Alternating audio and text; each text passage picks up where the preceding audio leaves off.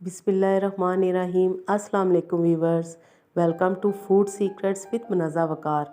आज मैं आपके लिए बहुत ही यमी रेसिपी लेकर आई हूँ जिसके आगे आप कबाब, नगेट्स, कोई भी फ्राइड आइटम आप भूल जाएंगे, इतनी ये मज़े की बनती है। तो बिस्मिल्लाहिर्रहमानिर्रहीम के साथ हम बनाना शुरू करते हैं। व्यूवर्स, यहाँ पर है मेरे पास 500 ग्राम बोनलेस चिकन को आपने वॉश करके इस तरह छोटा छोटा काट लेना है। इस तरह आपने ज़्यादा बड़े पीसेस नहीं आपने रखने। साथ में है मसाले, 1 टीस्पून है साबुत धनिया, 1/4 टीस्पून हल्दी पाउडर, 1 टीस्पून नमक, 1 टीस्पून सफ़ेद ज़ीरा, 1/4 टीस्पून अजवाइन भी इसमें ज़रूर जाएगी, 1 टीस्पून भर के कुटी लाल मिर्चें, 1 अदद प्याज है छोटे साइज़ की, धनिया है, हरी मिर्चें हैं और थोड़ा सा पुदीना भी इसमें शामिल है। सबसे पहले हम चिकन को मसाला लगा लेंगे। सारे मसाले मैं इसमें डाल दूंगी एक साथ। और अब मैं इसमें शामिल करूंगी 1 टीस्पून लहसुन ताज़ा कुटा हुआ। ये मसाले लगा के हम चिकन को थोड़ी देर के लिए रख देंगे ताकि चिकन थोड़ी सी हमारी मैरिनेट हो जाए, क्योंकि चिकन हम कच्ची इसमें इस्तेमाल कर रहे हैं। अब मैं एक बाउल लूँगी और उसमें मैं डालूँगी प्याज, धनिया, पुदीना, हरी मिर्चें।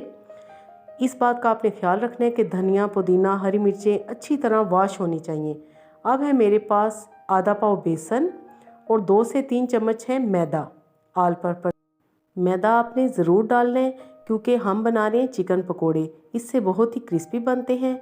अब जो हमने मैरिनेट करके चिकन रखी हुई थी वो हम इसमें शामिल कर देंगे और अच्छी तरह हम मिक्स कर लेंगे। थोड़ा सा पानी इसमें जाएगा। आप ये देख सकते हैं कि बिल्कुल छोटे साइज़ की कटोरी है मेरे पास और उतना ही पानी हम इसमें डालेंगे। ज़्यादा आपने लिक्विड ही नहीं बनाना इसको। अच्छी तरह साथ साथ मिक्स करते जाएं। एकदम से पहले आपने पानी नहीं डालना, इस बात का आपने ख्याल रखना है जी। तो बैटर हमारा तैयार हो चुका है। अब हम कढ़ाई में ऑयल डालेंगे और ऑयल जैसे ही गर्म होगा हम इसमें चम्मच की मदद से ये पकोड़े डालेंगे। व्यूअर्स, मैं बैटर में बिल्कुल भी अंडा नहीं इस्तेमाल करती। अंडा डालने से पकोड़े सोगी हो जाते हैं। इस तरह जो मैंने आपको ये बताया तरीका, मैदा और बेसन, इससे पकोड़े बहुत ही क्रिस्पी बनते हैं। और जो हमने चिकन को पहले मैरिनेट किया था तकरीबन 10 से 15 मिनट के लिए, उससे चिकन बहुत ही टेंडर हो जाती है।